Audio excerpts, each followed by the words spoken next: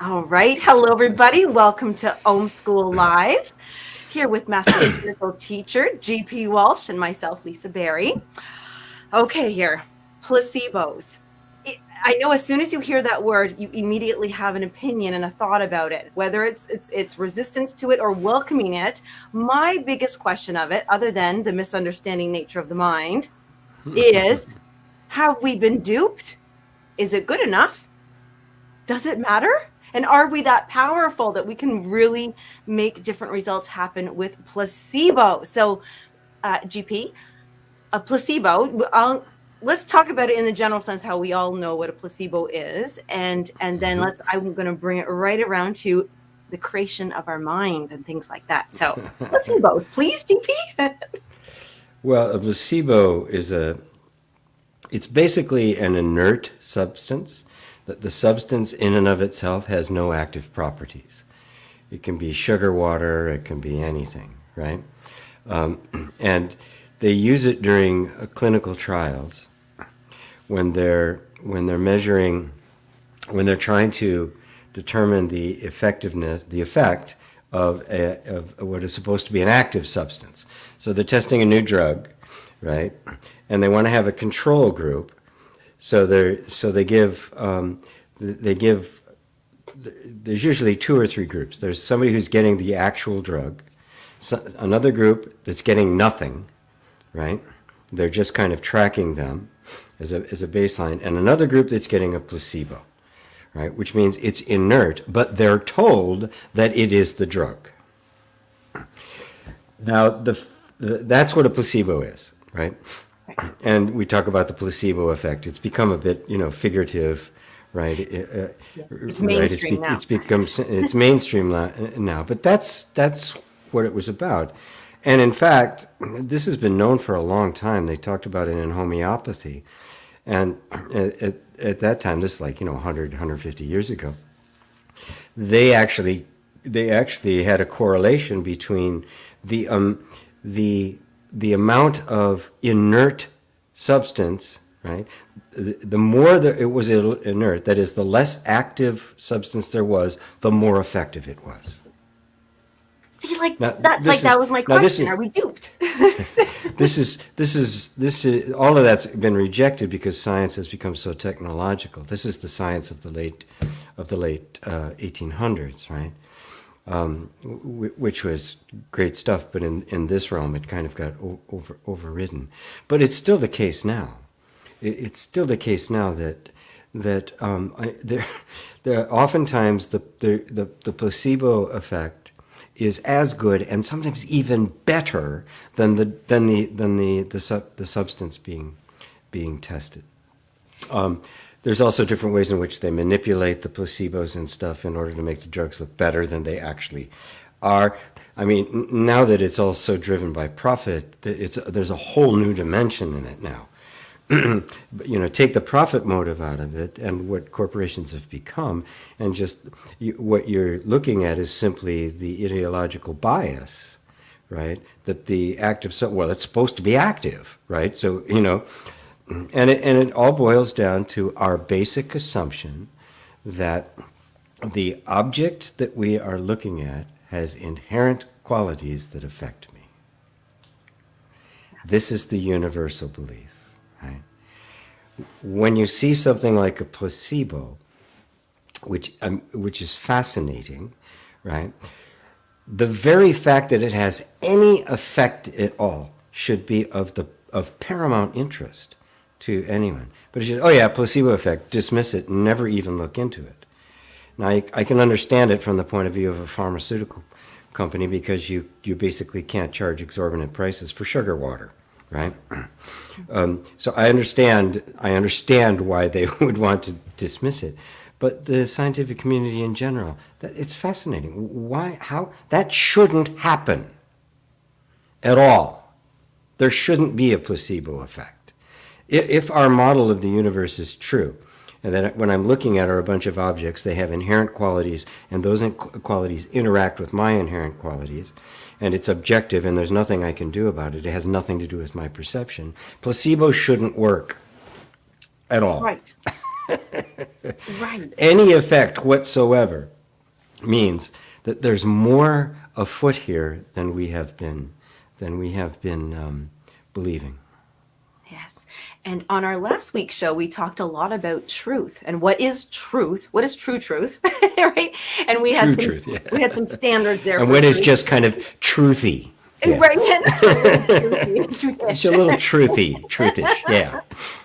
And one of them was it has to be true for all and all times, universal, all times, always. So the placebo effect, and I'll just share with everybody here. I started wearing one of those copper bracelets, and I was very happy with my experience with it. I didn't really care, to be honest, if it was real or not, or all those things, but I was sharing this with a friend, and then it was dismissed immediately, like, placebo effect, I think. And I felt my ego was like, hey, stop that. and I think then I thought I was like that. I didn't like that feeling. However, what was my true goal or gift of it was I was experiencing pain relief. And I thought, well, then do I care? But then I thought, is this an assumption? Is this truth? And is it okay to base some of my life decisions of wearing something, not wearing something and we can take that much further. This person is good for me in my life. No, this person's not. This is my lucky charm. We have superstitions. We have all sorts of things that lead back to placebo. And I wanted to bring it around the field of energy, because that's what I believe it is. We're going to go there. The field of energy, how healing or relief might work, and relieving suffering, and truth.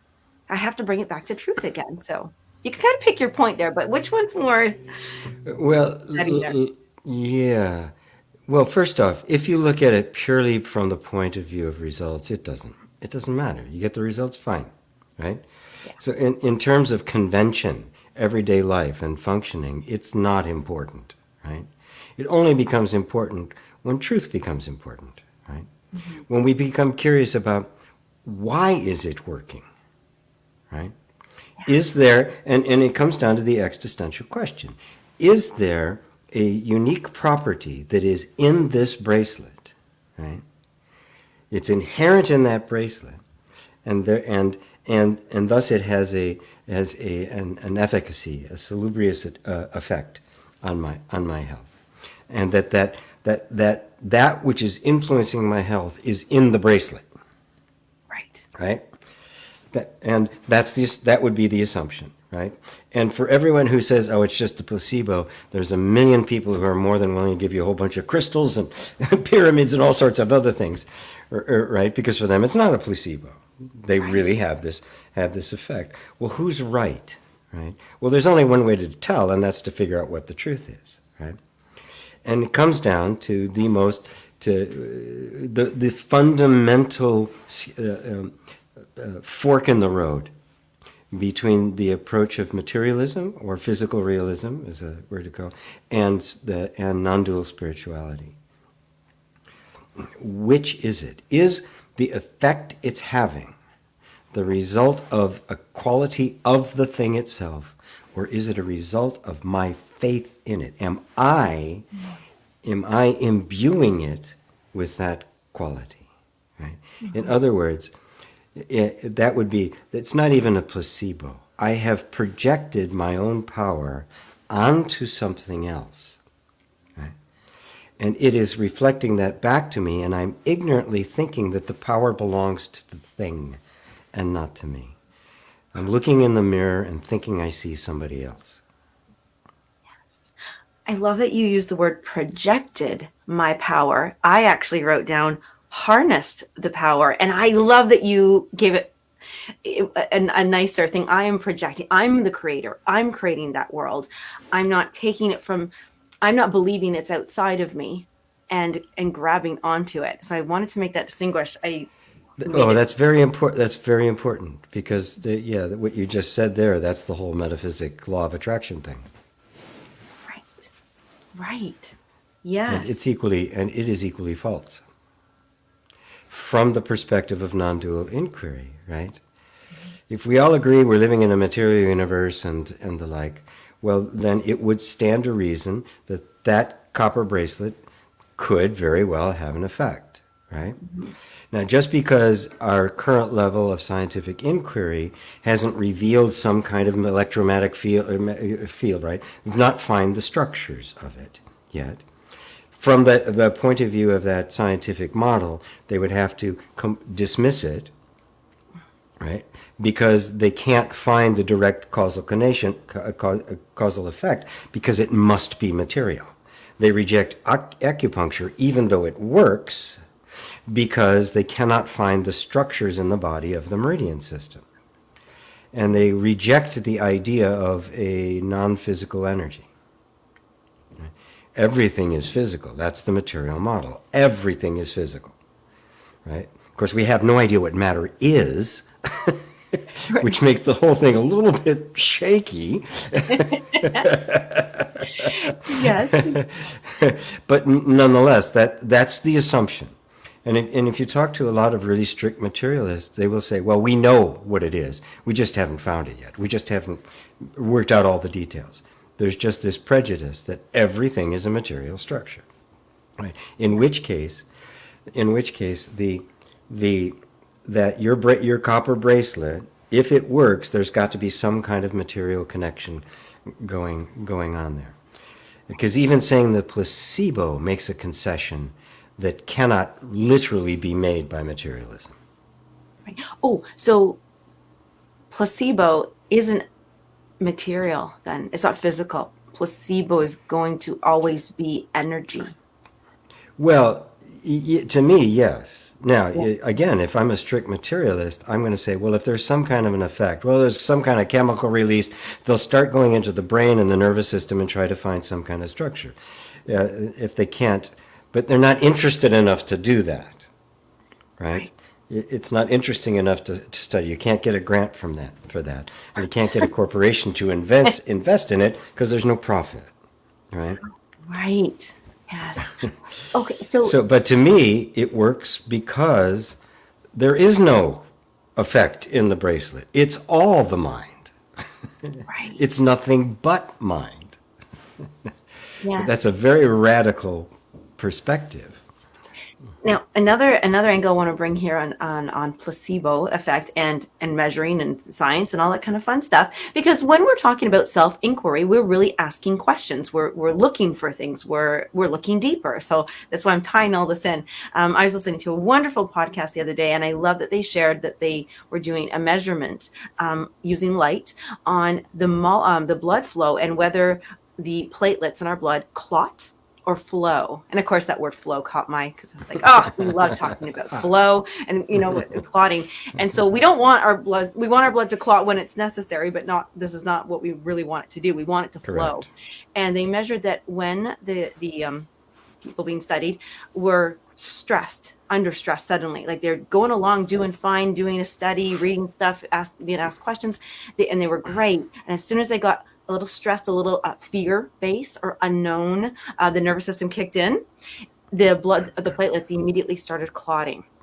And so I started thinking about that with, placebo effect, yes or no, because this is something that if we are exploring self-inquiry, looking for truth, asking these questions, finding out, who we are, is that as soon as if we have assumptions that are false, there are beliefs, but they cause us to suffer, then do we have that same power through self-inquiry and tapping and using the energy field to calm that nervous system, to let our platelets flow, and then go along a new route or a new path to placebo effect ourselves?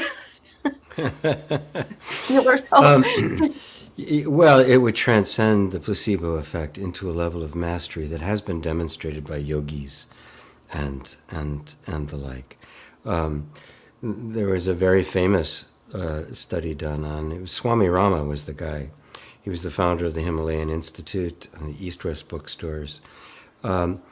He grew up with the Himalayan masters. He grew up in the Himalayas with a master. And eventually attained enlightenment in his 20s under the guidance of a guru. And he was back in the 70s, when the biofeedback machines had become started being used, he was one of the otter characters that they tested it on. And he did all sorts of remarkable things, stopping his heart, all sorts of stuff. And they're measuring the whole thing. He made a cancer appear in his body, then he moved it around, and then he made it disappear. Best magic trick ever. Yeah, best magic trick ever. He'd be like sound asleep. The biofeedback machine would show him sound asleep, out cold.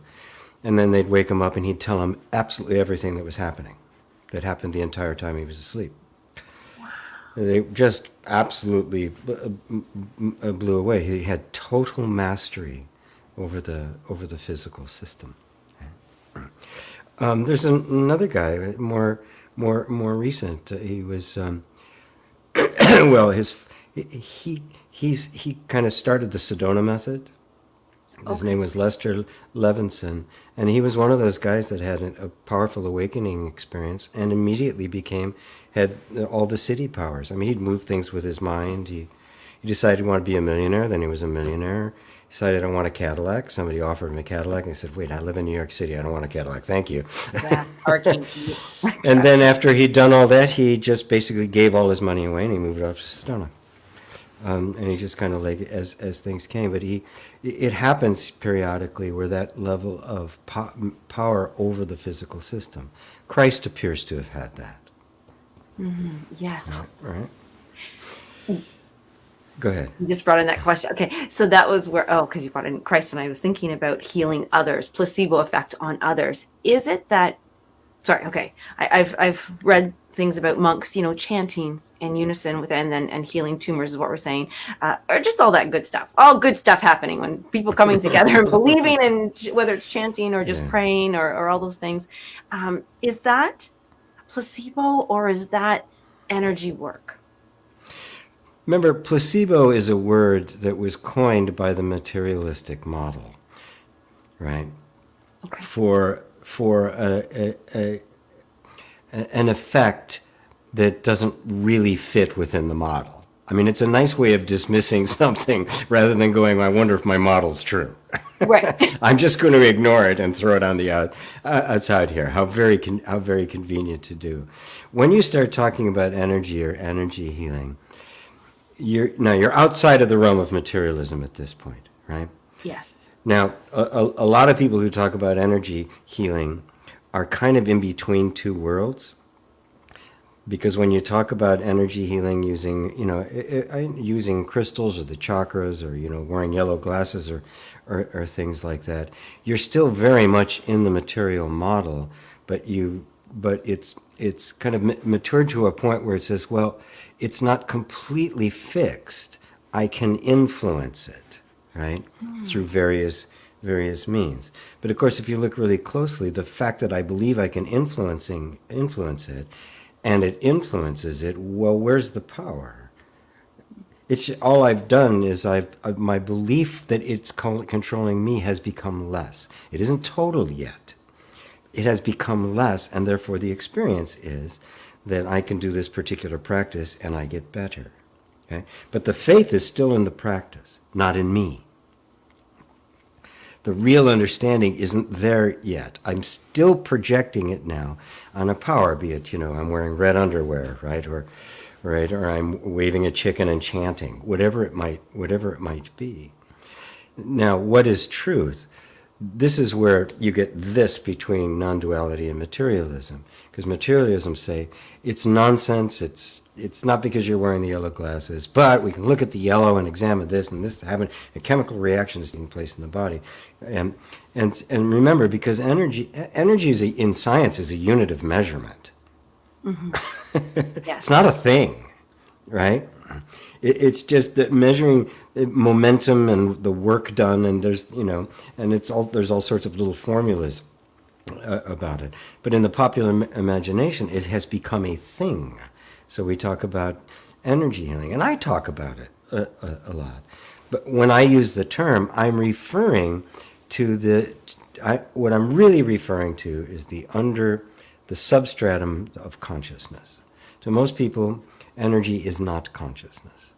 That its consciousness may be made out of it. That energy is a thing independent from myself. So now I attribute energy with all these qualities. I do things about that. And what's the difference between attributed to something I can't see like energy or a copper bracelet I can see? There's no difference. They're both objects of mind. They're both projections upon some object. In one case, it's a very solid, perceivable physical object, and the other, it's a very ephemeral, invisible object. But there's no difference. As far as the mind's concerned, no difference whatsoever. Oh, I'll project on that, on a donut, or on a quasar. No. Okay, so I'm imagining this bracelet. So I'm like, you know what? I now maybe, boom, I'm enlightened.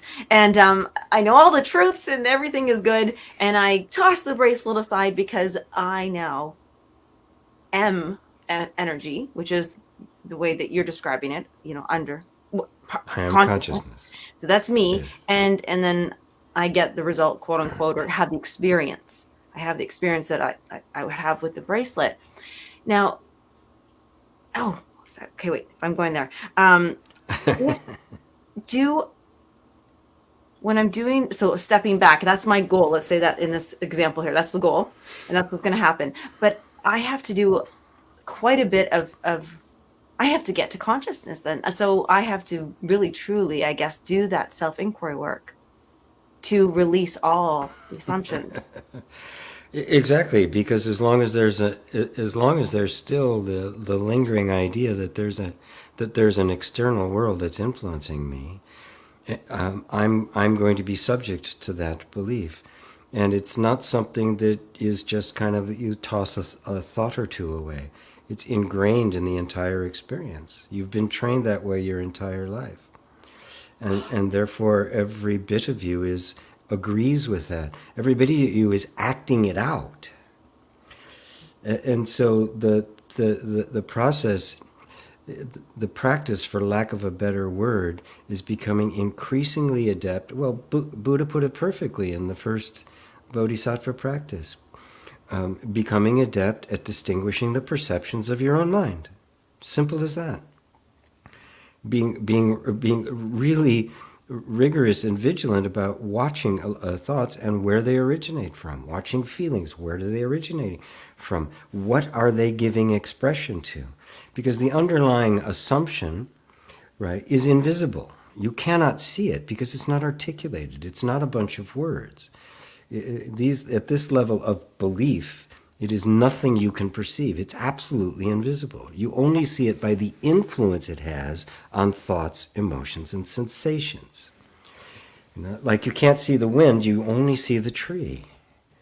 Right. Yes. Oh, that one. I like that one. That's a good one. That's right. Well, and another example is if you take a piece of paper and drop a bunch of iron filings on it, right? And then you take a magnet and bring it underneath, and you'll move them. They'll even take the shape of the magnet, right? But you can't see the magnet. It's invisible. You see it reflected in the effect that it has. This is the nature of these underlying assumptions. They are not something you can just kind of visualize away or affirm your way out of. Because at the heart of them, of course, is the belief of I. The belief that you are a person. Right.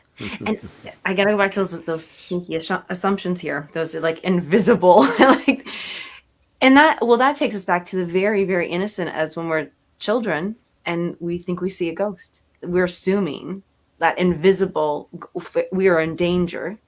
We have a fear. Mm-hmm. Okay, wait a second. Actually, hold on here. Does that possibly mean that when we are children and we have whatever fear it is, there's snakes under the bed, there's a monster in the closet, mom and dad will die and they'll never come home. Does that give us a little sneak peek into, because we can't see the assumption, does it highlight or help us to have signs of where we should be inquiring about, because there's a fear linked with that? Yes, it's a total projection of the mind. And it's a projection. Notice that very, very young children don't have that. I don't The know. sense of personal identity has to emerge first. Before that, there's no fear. And at that point, the fear then starts projecting itself on things. And because the young child it hasn't solidified yet into a particular view of the universe, a particular model, they can look in the closet and see monsters. And they really see them. They're really monsters there. But they're not afraid because the fear is Well, the attacking very young child. child won't be afraid, and they won't see a monster, right? Because they don't have any conceptual model. They don't see coats, they don't see jackets, they don't see shoes, they don't see anything. They just see the pure image itself, pure undifferentiated consciousness. As the sense of self arises, there's now a sense of separation, and everything I'm looking at has to become identified, named, formed, right? This is the whole process of maturing and really becoming enculturated into the world in which the young one is going to live. As that starts to happen, this imaginary world and what we quote unquote call the real world, which is just the imaginary world we've all agreed on, right, is that hasn't solidified yet, and so the child is living between these two worlds until they get completely enculturated into this one, which is not the reality. Right. It's no more real than the child's world, but it's the world we've all agreed upon now and excluded all the rest. Until little things pop up like placebos and the like that make us think, well, maybe it isn't what I think it is. All these kinds of things, psychic phenomena, near-death experiences, and all these kinds of weird things that happen that say, whoa, wait, maybe this isn't as solid as I thought it was, right? Yes. And you can just kind of pawn those off to hallucination or illusion, but even then, where the hell does that come from, right?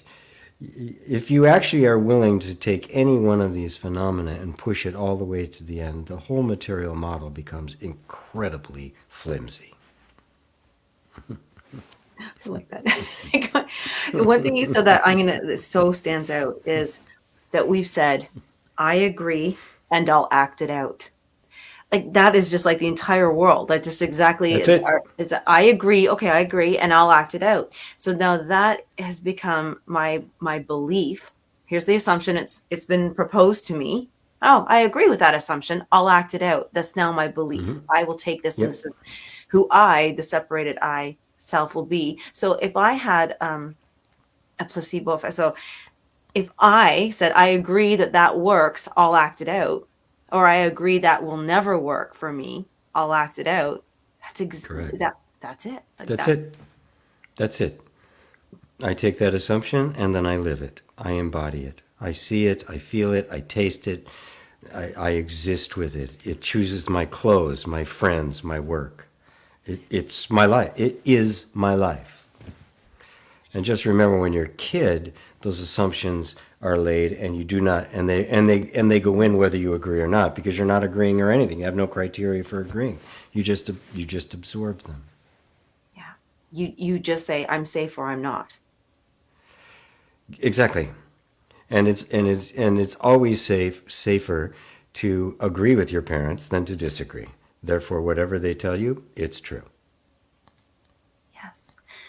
So when somebody does come along and challenges or questions the placebo, like in my situation where somebody said, or placebo, I almost could feel the belief that it was working disintegrate, and almost thought, oh my gosh, does my hand hurt again? Because I thought like the bubble got burst or something. And then I thought, well, no, it doesn't. So I had to question, self-inquire on my assumption. Did they just shake it or rattle it? Can we hold beliefs that, okay, somebody's in, they hate their job, and then somebody else says, really, you hate that job? That's a great job. You're paid well and you have security, but you originally thought, no, I'm not treated well and it takes too much of my time. Can we, is it okay to listen to other people's assumption and beliefs to question it? Or is that not the way to do? That's not a self-inquiry work. That's like a defensive. Well, self-inquiry is inclusive, I mean, if you didn't listen to others, the guru would have no place. You wouldn't be listening to me, right? Right.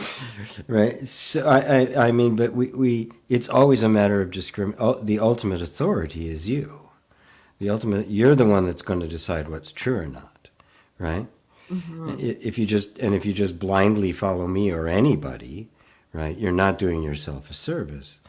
The reason the reason you've accepted me as your teacher is because you've put to the test what I've told you, and it has proven true in your own life. Therefore, I now am trustworthy, Yes. right? And I will remain trustworthy to the degree that you prove what what I have to say. So you are always the ultimate authority until finally a certain level is gotten to where you do not need the teacher anymore. That process is just happening automatically. Your questions answer themselves. And then, of course, you become the teacher. Right. Oh. This is the nature of things. So with this, I'm just going to try to read as I'm kind of going around here, but it just thank you for everybody that's here with us. And this is coming off the heels of a very fun weekend. Well, not fun, but very good weekend that you just had. A full-blown 3-day self-inquiry event. And Yes. At first I was like, wow, 3 days. And I bet you people still, when it was done, they're going to still do the self-inquiry work for decades to come. It Yes. really is never ending. Well, that's not true. Oh. It ends in self-realization. Self-inquiry is to pull away everything that isn't you. The culmination is self-realization. You don't there's no need to inquire once you know who you are. Oh, that's good, actually. Isn't that good to know? I only have to get to find myself once, and then I'm found. It isn't yet another treadmill. No, it actually there is an end game. Yes. Yeah, they're not going to sell that one. I guess that's what you were saying. There's no material market in that one. No. Yeah. So, in invitation to everybody who's here watching with us live, we will check in questions in about 6 or 7 minutes and get to respond here on Om School Live. But you do have the opportunity to attend your own, group live. What we're going to start letting you know when the next one's going to be, or having your own one-on-one with GP. The thing with the questions that come up, I have a few questions I always list around a theme, when we show up. And then more happens, and then more comes, and then you don't know what's going to have realization or whatnot.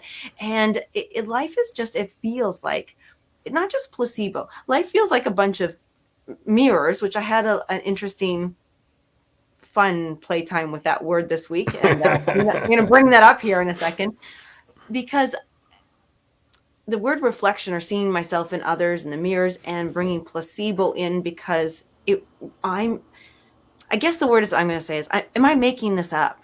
And if I have that power, if I do the work, the self-inquiry work, I know it's like I'm kind of do a payoff. Like, if I do this, will I get, let into heaven, but I don't mean it like that. Yes. But I guess we all as humans are kind of feeling Yes. that way. Like, end the suffering, let me into heaven. Tell me hell is not going to be for me. So with that, when we're saying we can create our own heaven on earth, then if we understand the nature of the mind, and through through self-realization of consciousness. It already is. We just don't see it. Those are the words of Christ. He said, the kingdom of God is spread upon the earth, but the people do not see it.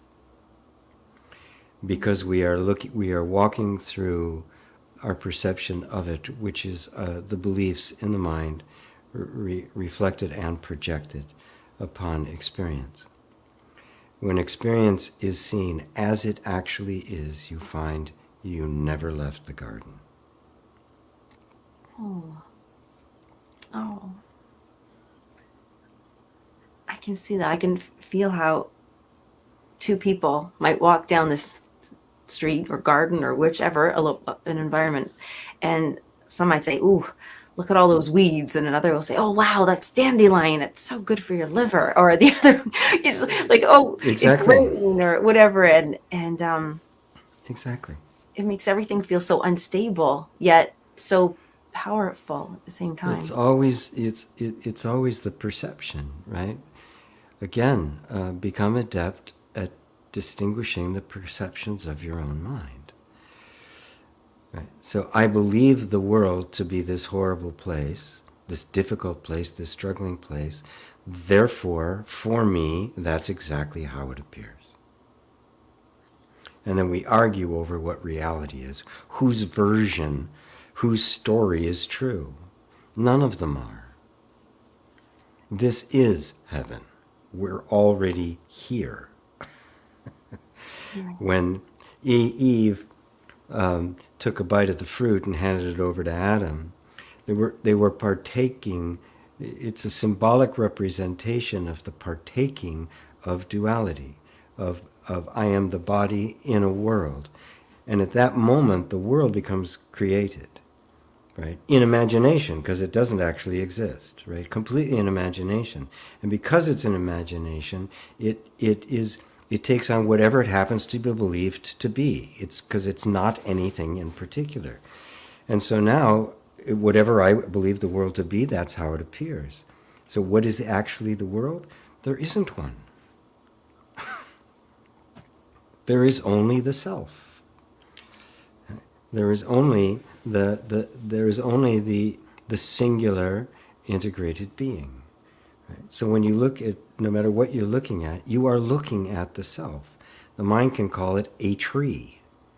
And I am, there's the tree over there, and I am here. But that I is referring to the body. Yes. But if I can penetrate it more, that I'm not the body, right? Then the I becomes universal. That everything is the I am. And of course it is. The tree is the I am. The bugs flying by, the wind, it's all the I am. That's the nature, that is God one with the universe. The universe made of the very substance of God. And what is the substance of God? It is the self-image of the self, that which is beyond all definition, all form, all... It's beyond everything, right? And yet, pondering its own nature, you get a universe. Sorry, I didn't mean to wander off on digress on such a on something so non-dual. But even logically, if you just follow it, well, then if it's all nothing but my conception, then what is it? Right? Well, it is whatever I think it is, which means it is nothing but myself, because it's pure projection. And there's not anything I'm projecting onto. It is completely a projection, right?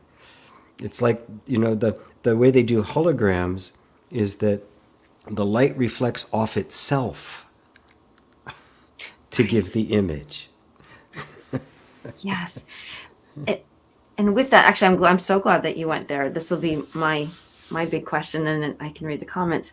Is I'm hoping and feeling that this you'll share this, so we all feel good about it. Is that if I am not projecting. Hold on a second. I got to get my right. Yes, I am projecting. I'm projecting it. No. I should not, and it doesn't make sense for me to have any expectation that you or another person on this entire anywhere in my world would hold the same projection ever. Ever. Because nobody ever does. Like, How it's could they? impossible. So It's impossible. a lot of our arguments or disagreements or challenges with others, like, well, you don't see things the way I see them. You're like, you're absolutely right.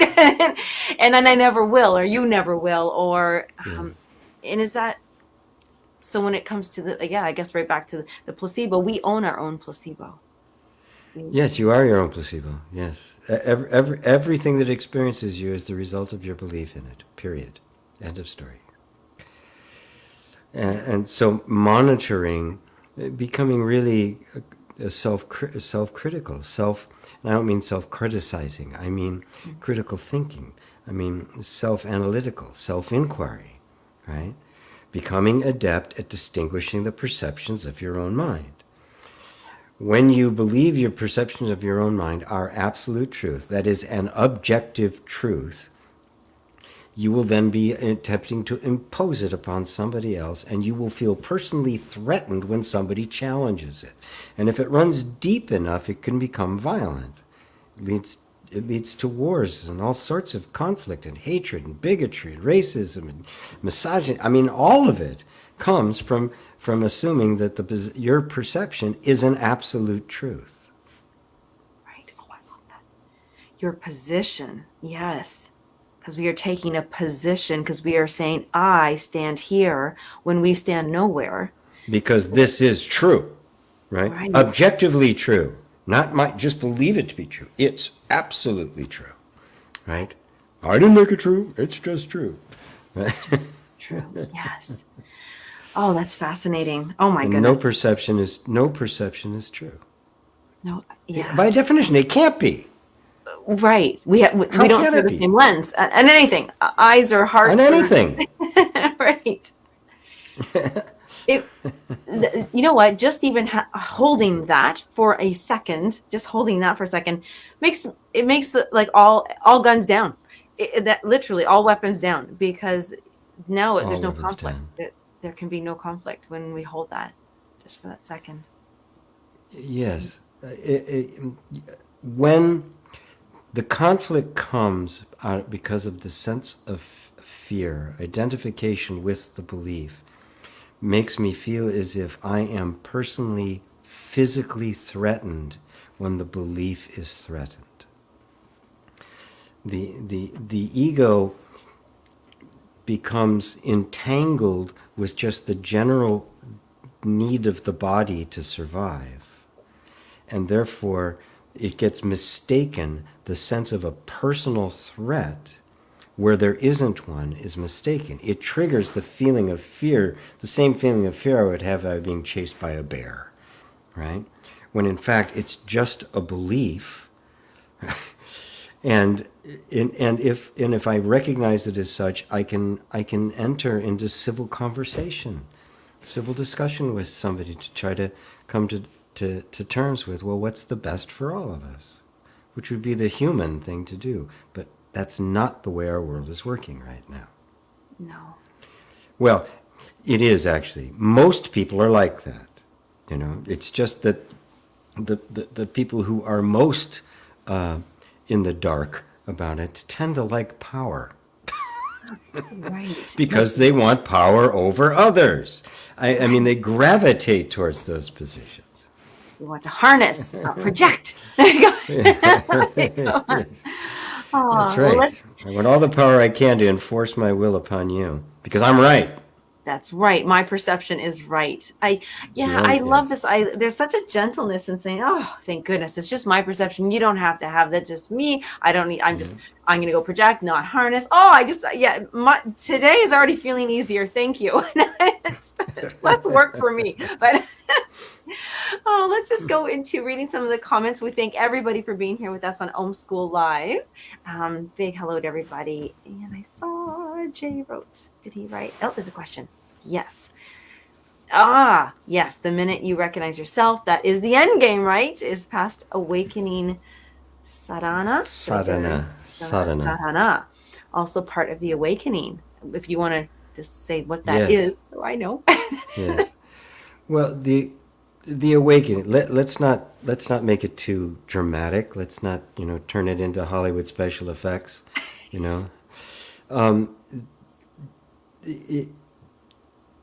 People think about it. It's advertised as the big the Buddha experience. All reality. The doors of perception fall away. Blah blah blah blah blah. Right? It's much simpler than that. And for everybody, there's no such thing as somebody who, in one fell swoop, from total illusion to total awakening, in a single step. It doesn't happen. It's never happened, right? What it actually is, and it can be a short time, it can be a long time, is that something awakens inside of you that recognizes that on maybe even the most, just the tiniest little glimpse, that I am not my conditioning. There's more to me than what I thought there was. And that can take the form of just, as it has universally, right? It's a universal idea now that life can be more than we thought it could, right? Now that is an awakening of sorts. In the beginning, it can be very misinterpreted, and we still think, oh, well, that means I can have all the stuff I want, all the money and relationship and all that kind of stuff. So it can be interpreted at a very gross level, right? But there is a point at which it is seen clear enough that the whole tenor of one's life changes, and you find yourself completely involuntarily on the spiritual path. There's an instinct that says there's something about spiritual teaching and spirituality that feels right. This seems to be the direction. The only way you could possibly recognize that is that the awakening has already happened. Right?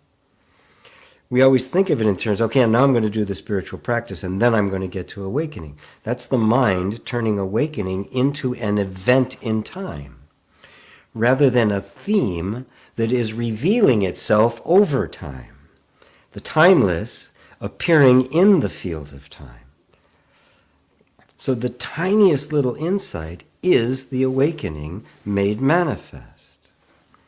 And the awakening can't be made manifest until there's first illusion and delusion, and then a separation from it that sees illusion as illusion. That is the awakening. And the whole drama can't play out unless you have both the dark and the light, and this process of separating between the two. So the awakening is not an event in time. It is a universal theme. It's like da da da da, right? Those four notes, they're a motif in the composition, and you hear it a million different ways during the composition. But it's the one theme just being made manifest over and over, right? And all over the place. Tiny little theme, four notes. Awakening is that. Right? It is playing itself out. It is a theme that is being made manifest. And if you get that, you realize that's the only thing that's ever been happening in your life. Yes. I love that. And I love it. Thank you for using that song as an example, because because you're right, because that's why there's some sense of familiarity. So I love that the awakening's already happened. That's why when you see the sign, the made manifest, you're like, hey, that looks familiar. I'm going to go there because I heard about it. I read about it. I experienced it. Oh, there it is. Let's go. Yes. Oh, Jay, that was so good that you asked that. And I think that kind of helped with that question is, how do you change an assumption in practical steps that can be followed? Because yes, you can get lost. You can get lost. And once an assumption is seen as not true, right? It's not a problem anymore, right? So let me scroll back there because it kind of scrolled past it, so I can make sure I get that. The practical step is to simply inquiring: is this actually true, right? Based on your highest idea of what truth actually is, right? Because we can't discern what's true and what isn't if we don't know what is true, right? And the conflict comes, you say you're in conflict with body and mind, right? Comes from a misunderstanding of both mind and body, right? Because there's no inherent conflict between body and mind, is there? Right? I mean, look at a little kid, look at a little dog, there's no conflict, right? There's a conflict between the egoic mind, which is a highly constricted version of mind, and basically everything else, including the body and everybody else, right? So there's where the conflict is. So when you feel that conflict, what you're feeling is the internal inconsistency, right? There's different forces within us that have not been reconciled. I put it in the most simplest terms, and that is, in every individual being, there is the desire for safety, which is the nature of life itself, and there's the transcendent desire for freedom. We want to go beyond that, right? And as long as I'm taking sides, right, this conflict is going to be happening. So how do I get them to do this? How do I merge the desire with freedom with just the natural functioning of human life? This is the essential human quest. This is the spiritual journey. How do we transcend the human without abandoning it?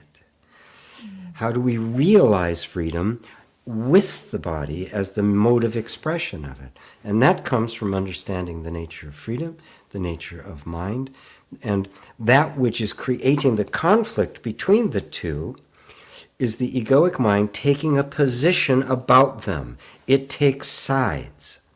When it takes sides, this happens, right? If I take this side, well, then this is the bad guy. If I take this side, then this is the bad guy, right? But they're not bad guys. They only become the illusion of that because I've taken a position. Now, if I step into another position, which I call the peacemaker, and I don't take a position, I acknowledge both of them as equal, as equally valuable, equally essential, because they are.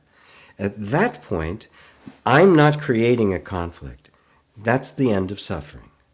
There's no conflict between these anymore. And at that point, you have the freedom to begin to see how they can dance together. Because sometimes freedom needs to take the lead. Sometimes safety needs to take the lead. And the wisdom is knowing how to let this flow take place. Right? And in that's the practical way that the way you do it. I mean, if you want all the steps in a reconciliation, I've got hours and hours and hours of videos and teaching as far as a process is concerned, which is also a post-awakening sadhana, as well as a pre-awakening sadhana. It brings you to awakening, and it will take you through it and what to do on the other side as it begins to happen. So, were there any? I am going to that comment. Answers it for you, EG 568. Yes. And I love at the end that they said, I have an outcome in mind that I really want. And I would just suggest that we ask who wants the outcome. So which identity wants that outcome? Yeah, that's right. And he says, gosh, I don't know how to take, I don't know how to not take sides. Mm-hmm. I have an outcome in mind that I really want. So right. Who wants it? It's okay. Step away for a second. Okay, don't abandon the out. Okay, I can't have an outcome. Right? People do, let it go, right? And right. Don't put yourself through that nonsense. There's no need, right? Just take another step back and go. Oh, there's an outcome I like. There's a desire there, right? Let's not make it a big deal. It's innocent desire. There is no life without desire, right? Every moment is desire. I desired to be here. I desired to have breakfast before I was, right? Right? So there's no need to try to abandon all of that. What if you were to take this outcome that you have in mind, right, and put it there, and then sit in this position between the desire for safety and the desire for freedom? Right? The outcome you have is actually a manifestation of our deep desire for freedom. That's where it's actually coming from, right? Because you wouldn't want anything that wouldn't be making your life better, right? The outcome, of course, is an improved life of some sort. Now, the only reason there's a resistance to that is because there's an energy inside that has determined that it's probably not safe to have it. And therein lies the conflict. So if you can recognize that the only way it's going to be fulfilled is if the safety mechanism agrees that it's okay, that we can safely get there, and the end result will be better than where we were. This is what I call inner reconciliation. You're reconciling these very powerful things. But now notice, I didn't abandon what you wanted. I took you out of the position of trying to force it onto the system rather than just saying, okay, there it is. Now let's make it even purer. Let's even make more beautiful. This outcome you had in mind, did you create it? Go back to when you first had that desire, that first vision came of what this might be, and see if you can find yourself creating it. You can't. Because if you're creating it, it means you already thought of it to be creating it. So you realize that desire arose spontaneously. Right? From where? Well, from the same place that's spinning planets and growing hair. Right? This is the nature of existence. This is the nature of the self. Right? And this thing pops up. The ego takes it and says, now it's my desire. I need to make it happen. No, you don't. Just be with it. Ah, there it is. Be the garden in which it can grow. And then you just kind of put it off and say, okay, guys, safety, freedom, all these internal things of manifestation and the body and mind and the whole continuum. Do what you need. Make it work. And you'll find a variety of things happen. Sometimes it'll happen very quickly. Sometimes you'll completely lose interest in it. It'll just fall away. Sometimes that desire, the only effect it has, it's kind of like in agriculture, there's some crops that aren't actually harvested. They just grow them because they put certain nutrients in the ground, and then the crop themselves is just thrown away. It's not important, but now there's nutrients in the ground that the real crop can grow in. And sometimes our desires, the only point of them is not to fulfill themselves, but to change the inner environment for the next thing to come along. It'll have the nutrition it needs. So, I mean, it's so amazing if you actually watch the whole process and you're willing to be with it and watch the whole process. You find that it's absolutely benevolent and absolutely perfect. Now, how do you, Golden Tigers asked, do you have any tips on how to let go of thoughts? And he quoted Mooji before, who is my teacher, by the way.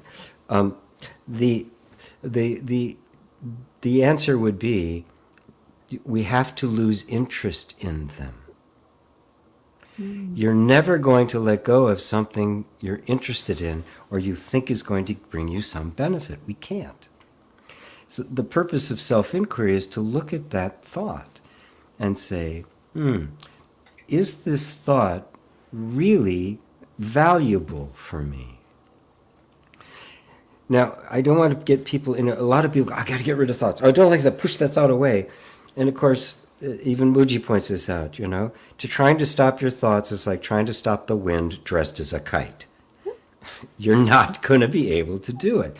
Because although pushing it away, it's just, I don't like that, that creates an interest in it. You've given it a power.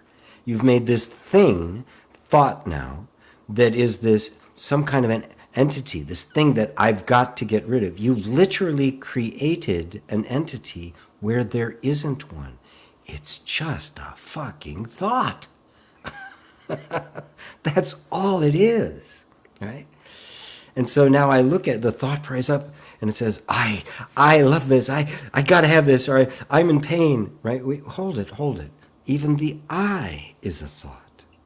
Take a big step back and watch it. And if I don't make a big deal out of it in any way, I gotta have it or I really hate it, if I just watch it as a thought, it can't sustain itself. This is how you let go of the thought. You take your hands off. A lot of people think let go means I make it go away. Nope. What it means is you simply take your hands off of it. Right? You say, well, there you are. There's the thought. Do whatever you're going to do. What does it have to do with me? And you just watch it. And the more you do that, you more find the thought will come, because there's nothing inside of you resonating with it. It immediately goes. It has to hook to something. The job in self-inquiry is removing all of the Velcro. That's literally getting unstuck. Go ahead. literally, and there's no place for anything to stick anymore. You become the Teflon guru. Yes. And what is that saying? I might say it wrong, but where energy flows, no, and where attention goes, energy flows. Oh, Yes. something like that. But And I like that about nothing sustains itself. Your attention sustains it all. yeah. Yeah, and it works both ways. Like I said, that sometimes, a memory of something that I saw that it really affected me in a negative way, it will pop into my mind something, and I'll go, pop, pop, pop, pop, nope. And I immediately try to think of so many of the things that catch my attention, because that's what you said, you have to lose the interest in it. So I immediately try to find interest in another thought. And so I'm letting that go. Yes. But Well, yes. what is it that drives the interest? Because that's attention. Interest and attention are one and the same. What drives the attention? Our beliefs. We believe that there's something of value there or something I need to fear. And what is the mother of all beliefs? I am, the identity. All identity. So it is where your attention, what interests you is basically what you think of yourself. What interests you, you do. People love to talk about themselves. And the more you know who you are, who you really are, that gains your attention. Yes. And of course, that's where the liberation is. I love that. And that really did circle back to placebo, because that's really what we're thinking. It's our powers of our creation. Yeah. Yeah. So, wow. Look at what Ava says. So I'm looking at myself, which manifests at the moment, for example, as the tree as well as my so-called body, or thought, feeling, etc. These are perceptions, and they do not inform. I am the tree. I am bad or good thought. They only inform. I am here. So they only indicate the existence of being itself. Yes. Yes. That's it. Read that again. Yes. They only reflect existence. They have no inherent meaning, or value, purpose, or anything. They exist because of existence. They all exist because you do. No thought exists without you. It only exists because you do. Therefore, who is in the driver's seat? Yes. And then we'll wrap up with just reading Jay's there, and then we have to let everybody go. And Golden Tigers, thank you. Thank you, Golden Tiger. Good to see you. I think you're new, as is EG 568. Yes. It's like a new I have car to say it model. like a science fiction movie. EG 568. Report to the commissary. A new model of it. I love it. Yeah. Well, this is, as always, enlightening, to say the least. And lots of goodies in this one too. It does bring us closer. And thank you for assisting us as we do the self-inquiry work. This is what a teacher's role is, to point, to help us look those questions. And that's why we love when you come in and tune in with us every Tuesday on Homeschool Live. And if you want to see more of GP, you can always go to Satsang on Sundays. But better yet, just come on over to the website, gpwalsh.com, get on the light letter, find out where you can work with them, how you can work with them, all the good stuff. So thank you so much, everybody. And thank you, GP. Thank you. Thanks, everyone. Mwah. Love you all. Bye, everyone. Bye.